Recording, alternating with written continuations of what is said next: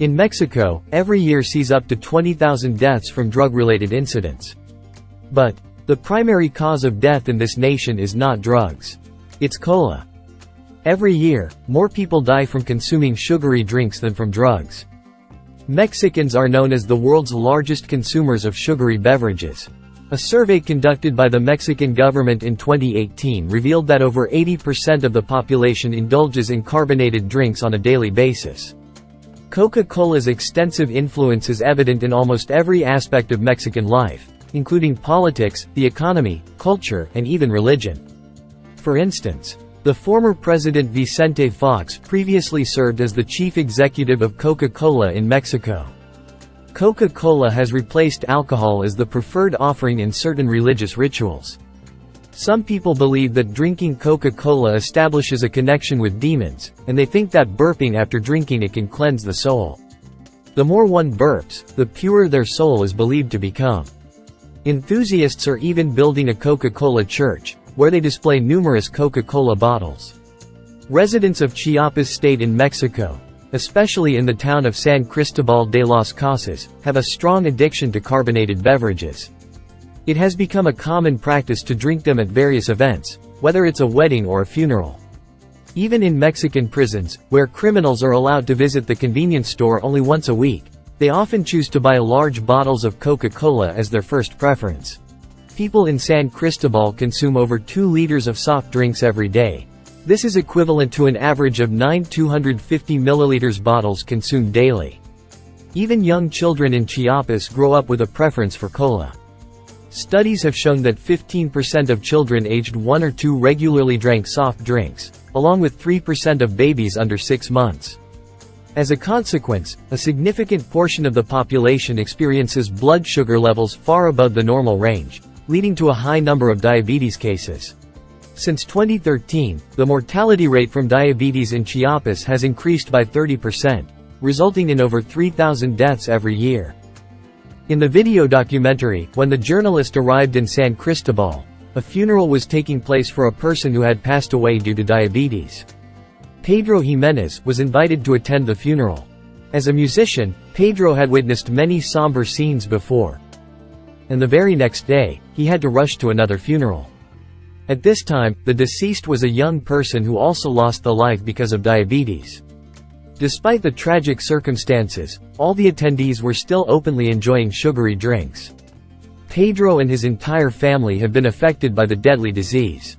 Himself has been battling diabetes for almost 13 years, but his brother, Roberto, faces the most severe condition.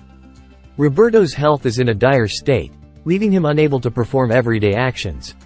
Casi no puedo abrir los ojos, solo quiere estar cerrado.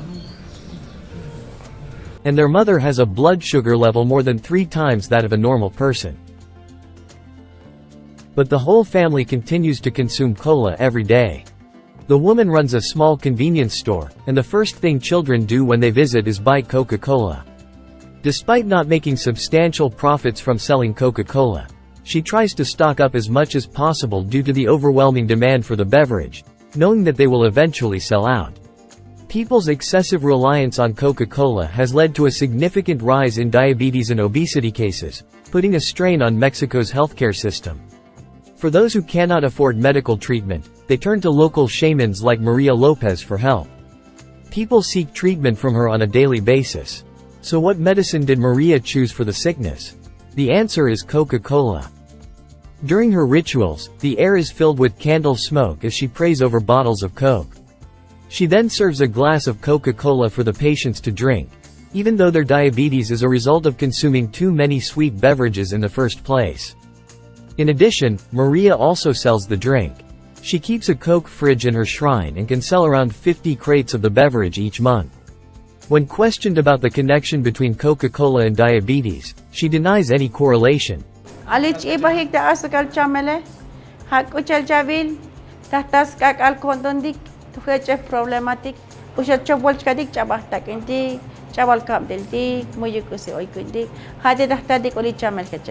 In reality, the people of this small town are not indifferent to their health. They simply lack viable alternatives. The reason is that the town lacks clean water, and Coca-Cola is nearly as affordable as water. Over a decade ago, San Cristóbal town was one of Mexico's rainiest regions with abundant water resources but faced grinding poverty. To boost the economy, the Coca-Cola company was allowed to establish a factory in the town, creating employment opportunities for over 400 people and generating substantial revenue for the local government. To support the company, the government signed a water usage agreement that allowed Coca-Cola to buy water at a price below market value and extract over 1,300 tons of groundwater daily. Due to global warming, the local rainfall has significantly decreased over the past decade, with precipitation falling below the global average. As a result, the Coca-Cola factory owns the only clean and hygienic water resource in the area and can extract groundwater every day, while the town's residents have access to running water only a few times a week. Furthermore, the factory's production process releases wastewater that heavily pollutes the local river, and the town lacks the necessary infrastructure to collect sewage. Scientific tests conducted by reporters reveal the presence of coliform bacteria, including E. coli, exceeding acceptable levels even in the upstream areas of the river, making tap water unusable due to excessive chlorine levels. Finally, safe drinking water is becoming increasingly scarce. In contrast, soft drinks, particularly Coca-Cola, have always been more accessible than water in San Cristóbal. A 1.5-liter bottle of water costs 18 pesos, while a bottle of Coca-Cola of the same size is only 14 pesos.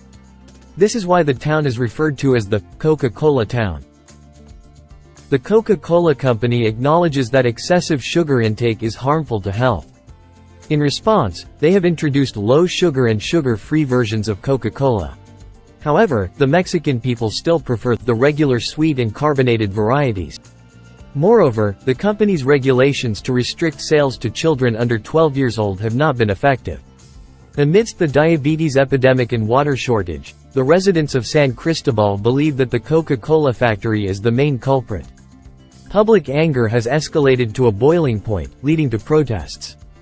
In April 2017, masked protesters took to the streets, marching towards the factory while carrying crosses with the message, "Coca-Cola kills us." They wanted the government to shut down the plant. Regarding the backlash from the local people, Coca-Cola executives, and some experts argue that blaming Coca-Cola is unfair. They believe that the water shortage is a complex problem tied to rapid urbanization, poor planning, and a lack of infrastructure investment. Additionally, climate change is seen as a contributing factor. And the company has contributed approximately $200 million to the state's economy. Despite efforts by some locals to resist the influence of Coca-Cola in the community, they have largely been unsuccessful. The Coca-Cola culture has deeply ingrained itself in this small town, making it challenging for people to shift away from their preference for the beverage. In 2014, the Mexican government attempted to address the issue by implementing a 10% sugar tax on sugary beverages. However, the price increase did not deter people from consuming it as before. Perhaps the key to tackling this issue at its root lies in comprehensively addressing the water resource problem. By focusing on improving water management, investing in infrastructure, and exploring sustainable solutions, progress can be made. However, achieving this will require a significant amount of time and effort. Thank you for watching.